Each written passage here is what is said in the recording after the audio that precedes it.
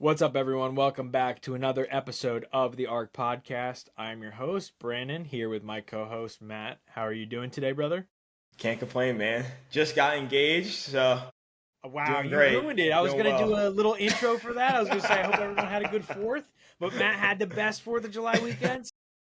Why don't you give us a tiny, short little recap? You had Yeah. a huge weekend. Let's run through it and you tell us how your weekend was. Yeah, no, great weekend. So, saw some friends. I had my mom, she had a barbecue.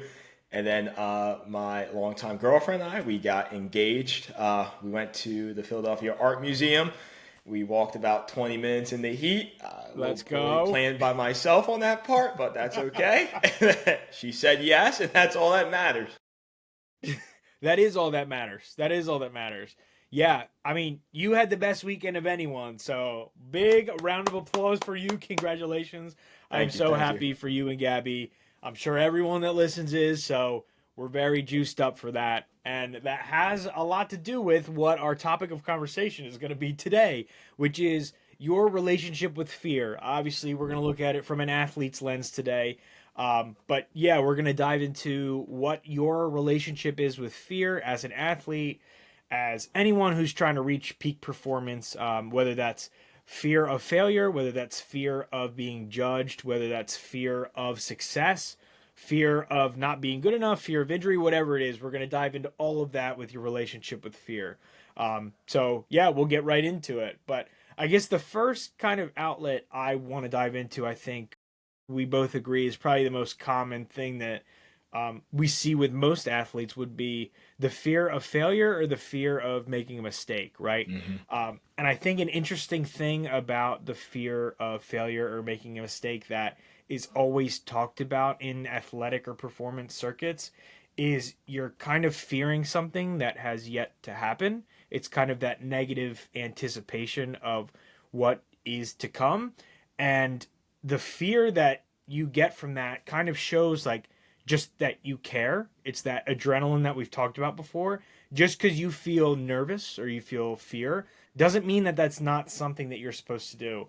Actually, a podcast that I listened to, it's actually a dad podcast. So great podcast that I was listening to. But they brought up a quote saying that typically the harder decision is the one that you're supposed to go towards. The Hmm. easier route is not the one that you're supposed to go to. So with this fear of failure, right? The easy outlet, typically fear leads to some sort of level of inaction, right? When you're scared of something, you're going to try to avoid it at all costs. But when we're in athletes, when we're in performance, that level of fear is something we kind of need to dive into and kind of run after, right? Like, I think a lot of athletes think playing your sport, you need to be quote unquote fearless, that there should be no fear. And I think the feeling of being fearless is not the same as having no fear at all, right? Like, Correct. I Mhm. think the feeling of being fearless actually relates to what your true relationship with fear should look like, which is accepting fear for what it is and then addressing it and attacking it the way that you're supposed to, right? Like, I think being able to accept the fact that there is fear, that you do care, that you know you're going to have adrenaline and nerves because it is something that you've worked so hard for and you do care about. I think accepting that is ultimately super important and what will help you be fearless because, again, we've talked about this plenty of times as well. Like, confidence comes in preparation. So I feel like your ability to attack fear comes from your confidence in yourself and the work that you've put in order to go right after that fear and address it kind of in that fashion, if that makes sense.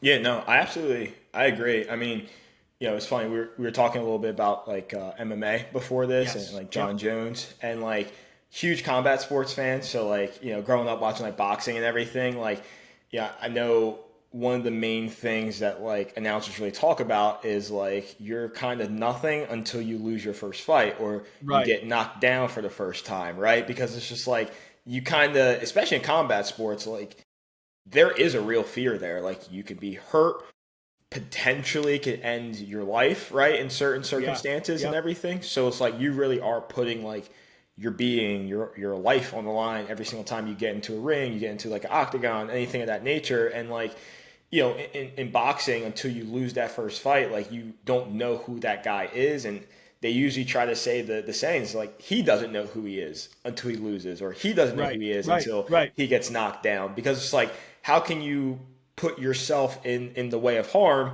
truthfully and be willing to accept the fate that lies inside that harm if you haven't been harmed before, right? So like, I agree 100% with that. Yeah, and I think the interesting thing about failure, like you just said, where the fear of failure comes with also your relationship, not just with fear, like we talked about, but with failure itself or with making a mistake. Because oftentimes, like you've heard Michael Jordan talk about, like, how can I be scared of a shot that I haven't even taken yet? Like, Hmm. how can I be scared of this, that, and the other thing? Like, things that haven't happened yet. And your relationship with failure in that sense, just using it as a springboard of, even if I do fail, I'm going to get better, is going to be ultimately more important than thinking, oh crap, if I miss this, then there's so many other things that are going to happen. But, putting yourself out there is the first step. They often say, like, the cure to fear, or the cure to being fearful of starting something or doing something, is just going and doing it, right? Like, take the shot, like, swing the bat, throw that pitch that you want to pitch, like, execute what you want to execute in that moment. And I think that's the way that you're going to be able to overcome that fear, is just sticking to the game plan that you knew that you had. I think there's a different level of fear if you are not prepared, and that may be a little bit more warranted. And I think that's the other side of the coin when it comes to fear. Like, if you are fearful that you aren't going to perform because you haven't spent the necessary time trying to prepare for this moment, Hmm. then that fear is probably warranted. And then you can take a step back and be like, okay, why am I feeling fearful? Well, because I haven't prepared properly. But if you are in a moment where you are scared because it's a new moment, it's a new environment, but you can look at your body of work in the past and you've spent the time to be able to get you to this moment and perform, then that relationship with fear in that moment should be just running straight towards it, right? Now, if you are fearful and you haven't prepared, that's when you need to take a step back and kind of go through your processes and make adjustments from there. But ultimately, it's we've talked about it plenty of times. It's relying back on your process and trusting the things that you have put in place in order you to get to this current point. Yeah, absolutely. And you summed it up in a saying in a text message maybe about a week ago, where you're like, failure to prepare is preparing to fail, right? Like, Yeah, yeah, it's the God's honest truth. Because like why wouldn't you prepare for that test? Like, why wouldn't you prepare for something that might come next, or where you're kind of looking to go and be successful at, right? Like, there's a lot of reasons why. Like, some people might not be willing to be successful because they don't know what is behind that door. It's right, almost right, self sabotage at the end of the day, or right, they're just so scared to like be told no, so they have that feel of the fear of failure. So then they kind of go and they're like, well, why am I even going to prepare for this, right? And like, right, I feel like we know, and especially the younger generation, I feel like a lot of people are scared more to fail rather than be scared of success until we start to see them have success. And then they're like, that top floor is a little different than where I'm at. right, right. Yeah, I think so. That's a good point and a good transition that we talked about before this too. So moving from fear of failure into fear of success, right? Like, can I guess we can go back and forth on this, but I guess describing that to someone who might not be aware of what that would even mean, like, can you give like your perspective on what you think that would mean? I can give mine as well. Like, because I think the first time you hear that, it's like fear of success. Like, that doesn't even make sense. Like, what does that even mean? Like, obviously everyone wants success. Why would you be fearful of that? But can you go into a little bit, like, from your perspective, what you think that kind of means? Yeah, I think like the fear to be the fear of success. I don't think it's like fear to like have a couple wins, here and there. It's like Right. that ultimate win. And it's like, I feel like it's very more in an individual standpoint rather than like in like a group or like a team standpoint, where it's like Definitely. you're not gonna look at the Indiana Pacers and be like, they didn't win the finals because they're scared of success, right? They're scared of Right. what like the next thing is. But like, if you look at it from like a coach or like I mean, combat sports, I think that's the perfect way of kind of looking at it. Like the guy that, he's doing everything on the regional scene, he gets signed by, maybe a bigger boxing promotion or like an MMA promotion, gets to UFC, gets a couple fights here and there, and then all of a sudden you're fighting a guy that has like a ranked number. And then what comes with that? Okay, yeah, you're making more money, but now you have to go and do like a media tour. You got to do some promo. Like people want your autograph. There's more eyes on you. The expectation rises as well because they're like, well, you had all this success. Well, you need to continue on with this. And so once you keep going through that, keep getting through that, next thing you know, you're like, man, like I thought I wanted to be up here, but like the pressure of Right. having to get to that point it's mounting. And like we see some guys become like champions in different sports, whether that be like, these individual sports, boxing, MMA, tennis, anything like that. They get to the top and then they fall off so quickly.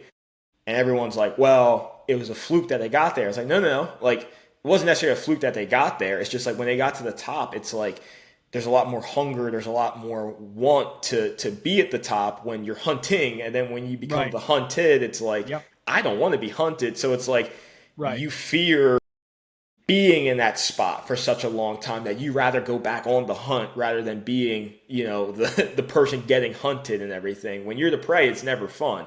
But like when you're the Exactly. hunter, you're like you feel like you're in control, like all the chips are in front of you, like you could play this however you want. Right. And I think you and I have seen this a ton, like with people that we've grew up and played sports with, or people that we've watched play. Like you can reach this certain level of skill or performance. And then there is this fear of succeeding higher than that because there are more eyes on you, right? And then there is that internal feeling, like you said, it's more of a personal fear of success rather than like a team lens. But there's this fear that, the imposter syndrome, like, no, like if I fail at this level, right? If I'm at the top and then I fail, everyone's going to see that I am an imposter, right? That I'm not Mm-hmm. supposed to be here. It's that fear of like, oh, I'm already at this high level, but now to get to that next level, I got to put in even more work. And there's a fear of that, right? It's like, oh, all of these things that I have to sacrifice. Like you and I have played with so many kids that growing up were, superstars. They were kids that we were Yeah. like, wow, these kids are going to, go D1, they're going to get drafted, they're going to do this, that, and the other thing. Like some Mm-hmm. of them did get drafted, and then you're like, wow, they're going to get to the bigs real quick, or like whatever it is, the people that we've played with or seen. But once you get to that level, you realize there are levels to everything. Mm-hmm. And as you continue to play, there's a price you have to pay in order to be great. And when you get to those higher levels, right, the price gets higher and higher and higher. And at a certain point, people are scared to make those sacrifices in order to achieve what they want to achieve. And I think ultimately, when it comes to success, it is like that imposter syndrome where it's like, I don't want to sacrifice all these things that all these other people are. Like, I'm not the same as that guy. I don't want to be the Mm-hmm. same as that guy. Like, I'm good here, whatever. But once you get to that level of content, like then that's when you get hunted, like you just said, right? Mm-hmm. You're no longer the hunter, you're getting hunted, and no one feels comfortable in those situations. No, I think you brought up like a good point of like there's levels to this, right? Yeah, And like right. I know we're on like the fear of success, but like Michael Jordan, like a person who has no fears of being successful, right? Like I think the number is like he made 100 million in his career, and he's a multi-hundred billionaire right now, right? Yeah, Like yeah, just because of the empire he built, but like how he gets there, basketball player Michael Jordan's one thing, businessman Michael Jordan's another thing, but like through all of that, like he never like people were hunting him, but like he always felt like he was hunting someone else. Like he was exactly. always competing. Like he's doing like playing games with odds attached to it, like Right, outside the basketball court. Like right. he's not scared to sacrifice. Like if you don't like No, me as a teammate, like what I'm trying to do for you, and like how he viewed it from his lens, like I'm doing this for you. Like so if you don't like me in this moment, well, I don't. You're going to be a champion. Like I'm helping you become a champion. Like and you might not like me for it, but like this is my mission. Like and like he never came off of that. He never came off of that mission. Everything he did, he competed through. And like that's a person, that's the complete obviously the complete opposite, like not fearful of success. He's like, all right, now I'm at the top. Where's the next ceiling? Like, we're gonna keep taking this thing up a notch. And like it transitioned even after basketball, because how can you look, you've seen guys, like we've played with guys that's like, all right, well when their 4 years is over, or when their minor league career is over, their major league career is over, like what's next? Right? Like, Right. and Right. it's easy to see that person. It's just like this is all they know, this is all they do, and like there might not be another ceiling for them. So it's like a fall down where it's like other guys that just have that, and like they want to compete, they have that fire, they want to be at the very top of everything. They just keep taking it up, and they just keep getting thing after thing after thing. Right. Yeah. And I think the Last Dance documentary really, because you brought up Michael Jordan, Mm-hmm. really kind of highlighted Michael Jordan's preparation, even when he was at the top of his game. Those practices, all of the Bulls players said that it was way harder than any of the games that they played. It was way Mm-hmm. more intense. It was way more competitive. Like he was on another level with that stuff where, like you said, it's there was no fear of success because he's put in so much work at that moment. He's taken that shot so many times at practice by himself, whenever it is, that he knows when the moment comes, he's the one that should take it because he's the one that was pushing harder than anyone else. You know what I mean? Like Right. the preparation at the end of the day is what will help you kind of overcome that and get through that. And again, I think the quote is like how you do anything is how you do everything, right? Like Mm-hmm. that's what led him over into success in business and success in any other outlets of life, right? Like anything that you've been able to achieve or overcome, or your work ethic isn't just for one specific thing, right? Your work ethic sticks for no matter what you're going to do. So Mm-hmm. whether it's, something that you needed to change within your game, whether it's something that you needed to change outside of your game that you worked your butt off for, right? That work ethic translates over into your specific performance outlet, whatever that may be, right? So it's just about creating that bulletproof history for yourself that you can look back at and be proud of and say, okay, well, when I do reach that level, I know I'm going to be able to make it through because I have these not accolades, but these practices behind me that show and exemplify how hard of a worker I am, like how much effort I put in, the energy that I bring, whatever it Mm-hmm. is, right? Like Right. all of that kind of gives the bulletproof formula for how you're going to be able to succeed. Mm-hmm. That makes a ton of sense. So what's Yeah. the flip, right? Like walk us through what the fear of failure looks like, right? We obviously the audience probably has an idea of like Right, right, right. being scared to fail, but what are some of the key characteristics or traits of a person that's scared to fail? Yeah, I think a lot goes into failure. I think some of it from our ego side and our individualistic side that we kind of touched on or referred to is like being embarrassed or the fear of being judged, the fear that all eyes are on us and if we fail, everyone's going to see it and they're going to judge us based off that. Like that their perception now of us is that we are a failure, right? Where I think it's playing scared. You've played with plenty of guys that play scared, right? Like you can watch whatever sport you want. You can tell when guys are playing fearful because they're scared of making a mistake, right? Whether that's a pitcher who isn't throwing strikes because he's scared to get touched up because he just did. Whether it's a hitter scared to swing the bat because he just struck out on three pitches and swung at all three and looked silly. Whatever it is, right? There's that fear of repeating the same mistake over and over and over again and kind of getting ridiculed for that mistake, right? And I think along with the fear of failure and the fear of being judged is like when you're trying new things and you're trying to get better and a lot of times like if you're in the batting cage and you're working on your swing and you're trying new drills, things are not going to feel comfortable. Same with pitching, right? And there is a fear because we live in such a like performance driven society that any game that you play, if you change something and you don't get the results right away, everyone's like, oh, well, that didn't work. You know what I Hmm. mean? Where Yeah. things take such a process where you're going to fail a ton of times before that even becomes comfortable for you, right? Like, I have worked with so many pitchers where it's like, hey, I asked them, hey, do you mind trying this thing? And then they try it once and they're like, oh, that felt weird. I don't know how I feel about that. It's like, bro, you tried it one time and it felt awkward, so you're just gonna run from it. It's like, no, these are things that you can implement that are gonna help you in the long run. It's just gonna take practice and practice and practice, and you're gonna fail a ton. But again, that's how we mentally have to change our relationship with what failure is and how we're gonna respond to it, right? Because once we overcome that, oh, I'm embarrassed. What are people gonna think? Am I gonna get judged for this? Like we've talked about when we were in college and we were in high school, like trying to utilize different training methods and the Mm-hmm. fear of we're going to be judged by our peers for those training methods because they look unorthodox or Mm-hmm. at first they're weird, but they're only weird until it starts to work. And then it's like, wow, what are you doing? What's the secret sauce that you have that I can implement, right? It's like Mm-hmm. that's always how it goes, but there is that fear at first of, okay, I got to try this thing. Even if it fails, I'm going to learn from it and I'm going to get better, right? Like Right. it's that opportunity that you should look at to what failure actually is rather than being so results driven immediately.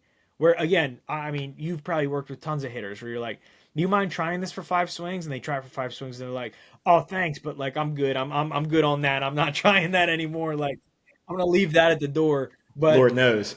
yeah, I mean, I there's so many pitchers that I've worked with where the same thing. It's like you try something real quick, and that's all from the fear of failing, fear of Mm-hmm. looking weird, fear of looking different, feel of because I threw 5 pitches and 5 of them were balls, and it was the first time I ever tried this drill. And it's like, dude, give yourself a little bit of leniency, right? Like practice this for a week, practice this for 2 weeks. If at the end of 2 weeks it really feels that uncomfortable, obviously then it's probably not something for you. But Mm-hmm. it's your relationship to what failure should look like, right? Like just repeat it, repeat it, repeat it until it starts to feel comfortable or it never feels comfortable. And then you can learn from that and you can make your adjustments accordingly. Yeah. What? So what about like ways to kind of like overcome it? Were there ever like, I mean, you can use personal examples, or are Right. there certain like methods or pathways a person can kind of take to kind of overcome some of this? Yeah, no, I think you're like I said, I think the one that we just talked about is crafting your relationship with failure in a different way. That obviously takes a ton of time, and especially as like a young athlete, that's something that's really hard to kind of comprehend. But I think there are a few, like I'd say, like three different tactics that I would kind of implement or kind of focus on.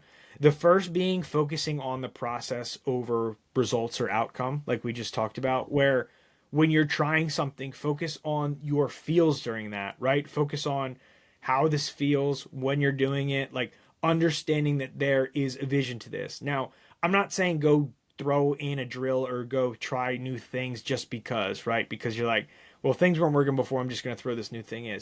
If there's a purpose to what you are working on and you have a plan for what you are working on, stick to that plan and stick to that process.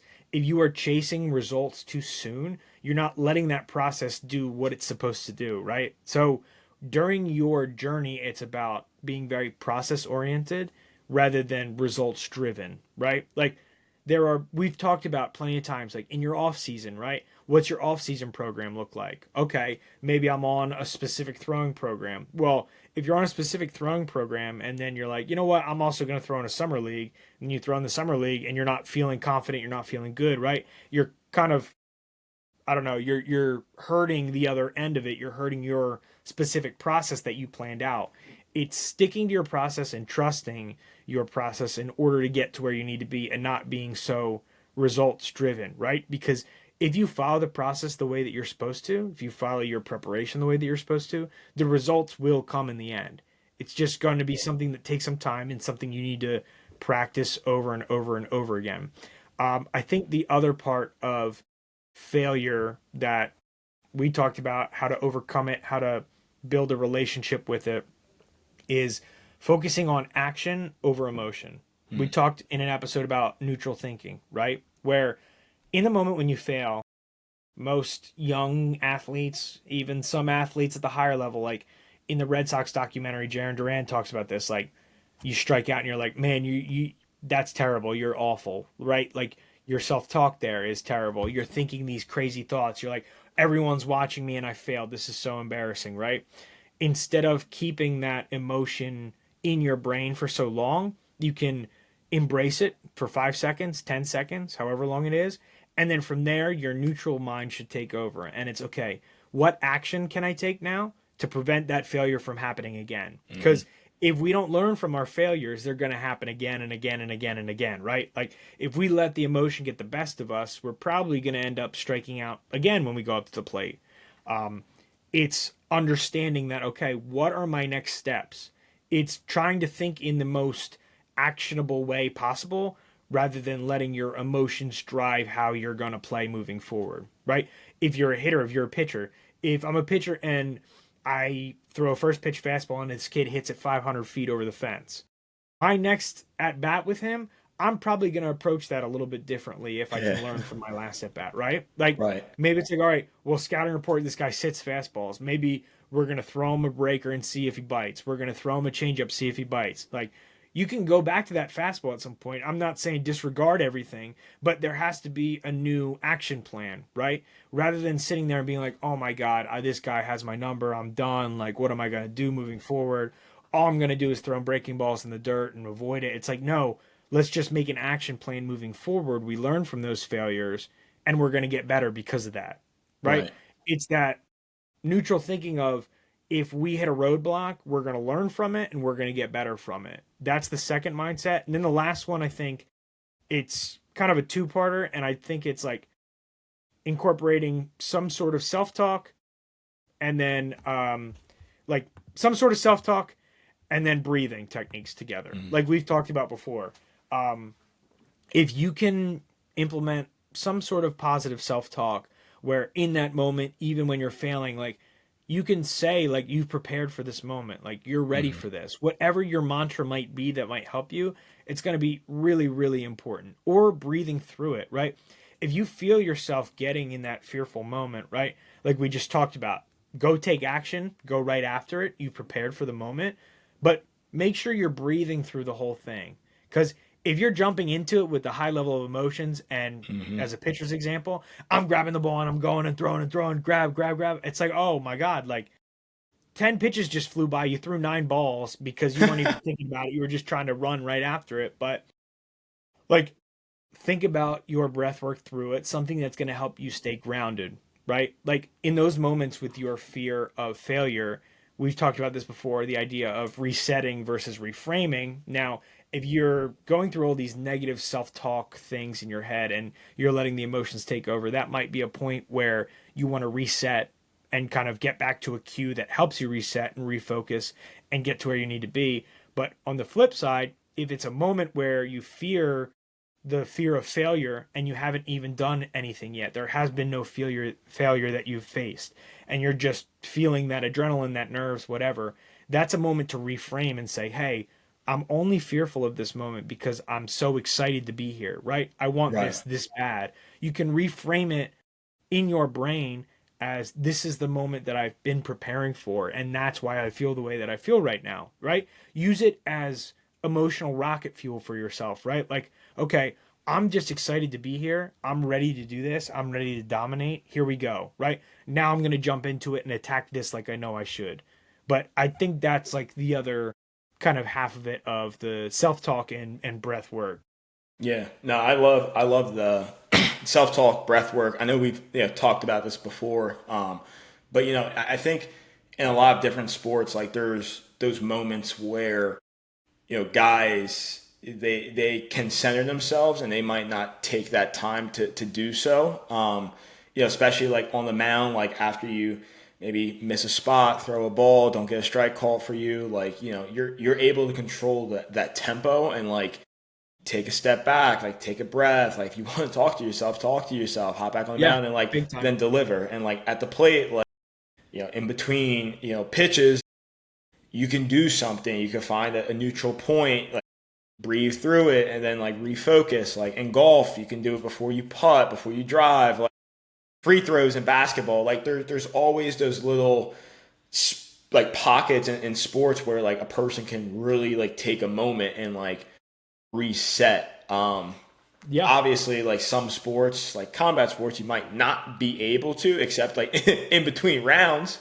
of But course. like at the same time, it's like that is a moment inside of a sport where you're able to take a step back, reflect, and like go back at it and like really Big time. get a chance to go and play again in the huddle of football. Like so there's always these moments. I think that like it's such a good way of just like being able to refocus, even if like yes, you might have a long kind of bad relationship with fearing Of of course. something, right? Where it's like, Right. but in that moment, once you hear those thoughts kind of creep into your mind, like you can be like, all right, hold up, like take a step back and like kind of recenter yourself, and then like go about it again. And like, granted, depending on how much you work on your mental, like you said, like it might take a longer time than some, but it might take Of a shorter course. time. But Of course. I think that's always probably should be most defaults of a lot of like athletes and everything like that. Coaches too, for I mean, Right. for the time No, being, big right? time. Like, you Big got to time. lead, take a step back, breathe, and then go, and like and then lead again. And sometimes coaches, it's even more prevalent than athletes because your Hmm. fear of failure is not only do I have all these other eyes on me, I have 30 guys underneath me who are looking up to me as a leader. And if we fail, what is the message that I'm giving them, right? Like, what are we doing here? What's the objective? Like, especially if you get in like a rut, maybe you lose 5 games in a row. It's like, you got to look yourself in the mirror too as a coach and be like, all right, what can I do? I'm leading these guys. Like there is a little bit of that fear of failure, especially as a coach or as a leader. But the other thing that you kind of touched on, right? And I think we've talked about this before, but one of the best traits that you can have as an athlete or as a high performer is being adaptable. Like Hmm. if you're not adaptable in the moment, then you're not prepared, right? Like when we were talking about UFC, right? Like in that moment, they've practiced so many times, they've been in so many fights, hopefully, right? That any move that they do or any move that kind of happens to them, right, that they can retaliate with, they're able to adapt and adjust because they've been in that moment and they've overcome that moment, right? Like they know that if their back's in a corner, they know what exactly they need to do to get out of that corner, right?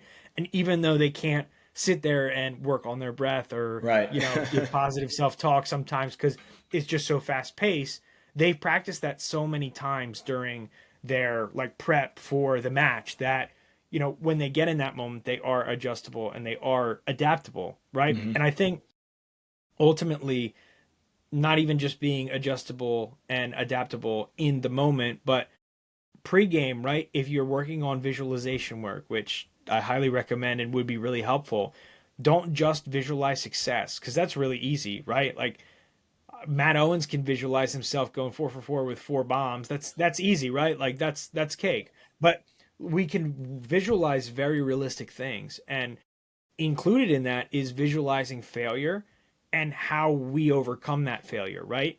And when I'm saying failure, I'm not saying as a pitcher, oh, I went out there and I let up 9 runs in the first inning and got yanked. It's like, Hmm. no, like a guy let off with a double and then I walk the next guy, right? Not ideal situations. Now visualize yourself getting out of that jam, right? Like visualize yourself facing failure and then overcoming it in different ways, right? Okay, now I'm going to breathe through this. I'm going to imagine the crowd's going crazy. I'm going to imagine the opposing dugout's going crazy. I'm going to imagine I look back at my dugout and my coach is rolling his eyes because he's kind of like, oh crap, what just happened?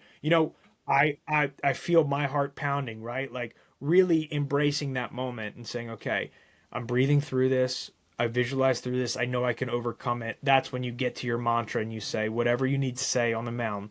You get back up there and you face it, right? And you overcome it. Because it is really easy to visualize positive things, but it's not as easy to visualize negative things and how you might overcome that, right? But a lot of times our brain doesn't know the difference between something that happened to us physically or something that we visualize in our head over and over and over again, right? Like every time that you hear someone walks off in the bottom of the ninth, right? They go, I mean, I've played that in my head so many times, right? Like as a kid growing up, I played that thousands of times in my head. Like I've been ready for that moment because it's just played in my head, Now, what if you did the same thing for failure? What if, okay, I faced an obstacle, bases are loaded, no outs, I'm on the mound. What am I going to do? Right? Breathe through that, visualize it, visualize your success after facing that level of failure or obstacles. No, I love that. Dude, I love to like I'm gonna stick on MMA for a little bit too. Yeah, Like yeah, yeah, when yeah. you really talk about like the process and everything, like if anyone out there hasn't sat and like watched a I forget what they're called. I think like 24/7s and like in boxing. Yeah. I know like in UFC they have like their vlog and unfiltered series like and you can kind of see like the lead up to like a big fight and everything and like you see the practice, you see the steps. They talk a lot about like their mindset, what they eat, like how they prepare, and then on fight night they show them in the back room where they're kind of like practicing. They're going through like different moves and everything. They're kind of like flowing. They're like praying or they're doing something, and like you get to kind of see through that, like from the 24/7, the unfiltered, into like that pre-fight, and then you get to watch them fight, and then like obviously when they're in like sparring, yeah, you're gonna have some adversity when you're practicing. You're gonna have some adversity, but it's never gonna Hmm. be like that actual culmination of that moment. Once you're like, you might get rocked, and you're like, oh snap, okay, like how am I gonna like recover and like come Right. back? And like you get the fights of the night where it's like those are the guys that like they take it and then they give it back and then they like overcome, they adapt, and then like they go back to it and like